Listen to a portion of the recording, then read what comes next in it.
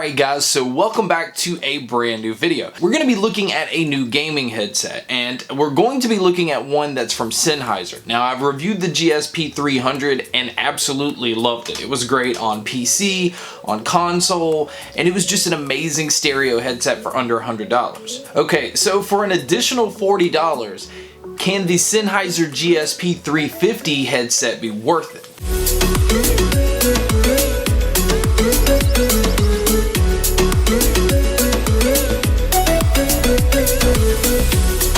Okay, so right off the bat, you're probably wondering what is the difference between the GSP300 and the 350, other than the fact that the 300 is blue and the 350 is red. Well, the 350 has surround sound, but don't get too excited yet because the surround sound seems to only work on PC. Now, this headset does work on consoles, but I didn't feel like it excelled there. So we're going to treat this like a PC gaming headset because that's what it's labeled as. Okay, so normally we start off with accessories, and here we're still going to start off with accessories, but there's not really any at all. As you can see, there's a little control box. This is what turns on and off the surround sound, and that's pretty much it. There's no volume control on here. The end of the headset is a micro USB plug. I don't know why they did that because you can't really plug it into anything else, and it doesn't need charging. Same thing with the little box. You have to plug it in to be able to use it. And the cord's very long. Like, I could wrap it around this room, I think. So, and that's important for PC gamers because a lot of people don't actually like to have their desktop PC right around where their monitors are. And you may want to sit further back, whatever. You have those options. Alright, so looking at the headset themselves, it has a very unique look. Like, the first time I saw the GSP300, I had to actually sit back and go, that's kind of interesting. I don't think I've seen one look like that before.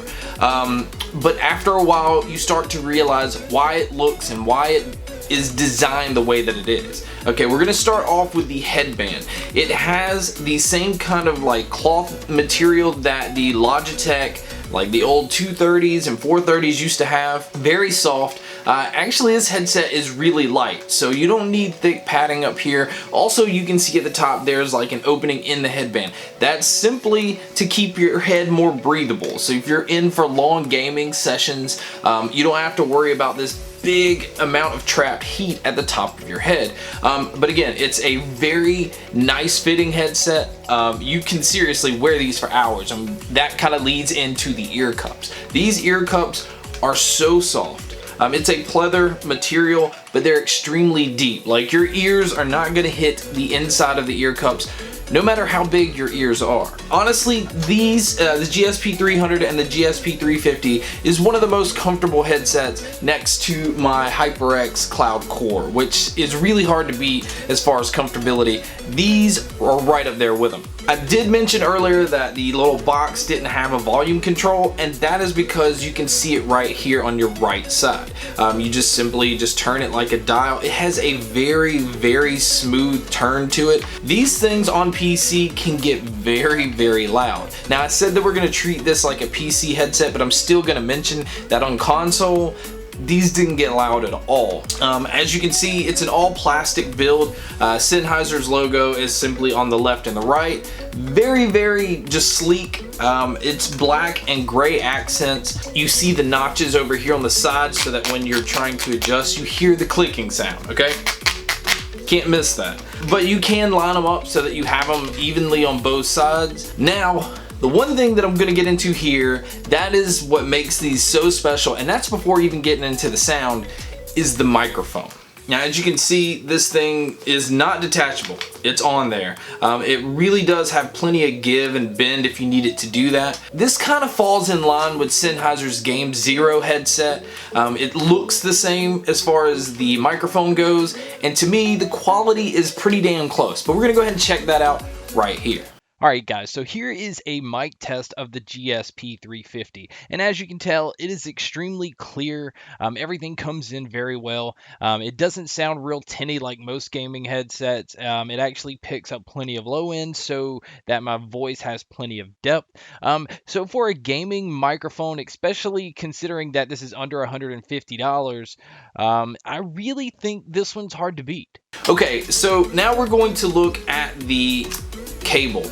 As you can see, the cable is detachable, but it is proprietary. You're not just gonna go and stick any kind of headphone jack that you want in here. It's just not gonna work.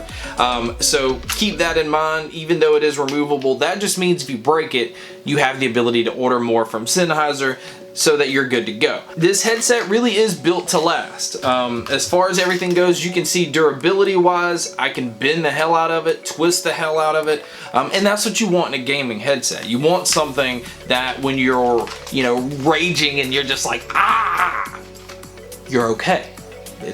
It's going to be okay. Your left and right are marked on the inside part of the headband. Generally, you don't need that, especially when you have a mic that's not detachable. You easily learn that, hey, my microphone is on my left side, or hey, my volume dial is on my right side. And so you just kind of get a feel for it, and really that's it. Alright, so now we have to talk about sound. These are amazing, and I learned it first with music. Like, you turn the surround sound off because you don't want to use surround sound with music. It just doesn't sound good. But with the flatter sound signature, and that's the other thing too, with this headset, Sennheiser has it's somewhat software. I kind of even am leery about even calling it software just because it's kind of a stripped down feature.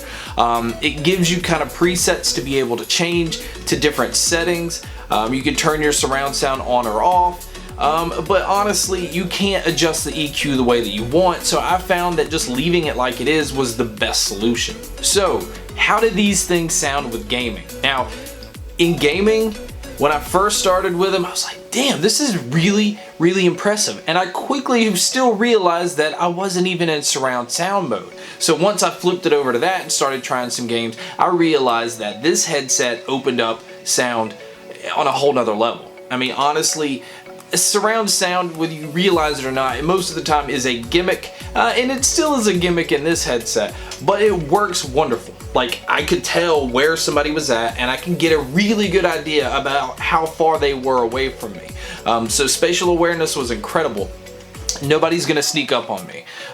It just honestly felt like you're there. Like, it picked you up, placed you right where you were, and then everything around you, you knew where it was simply based off sound. It was incredible.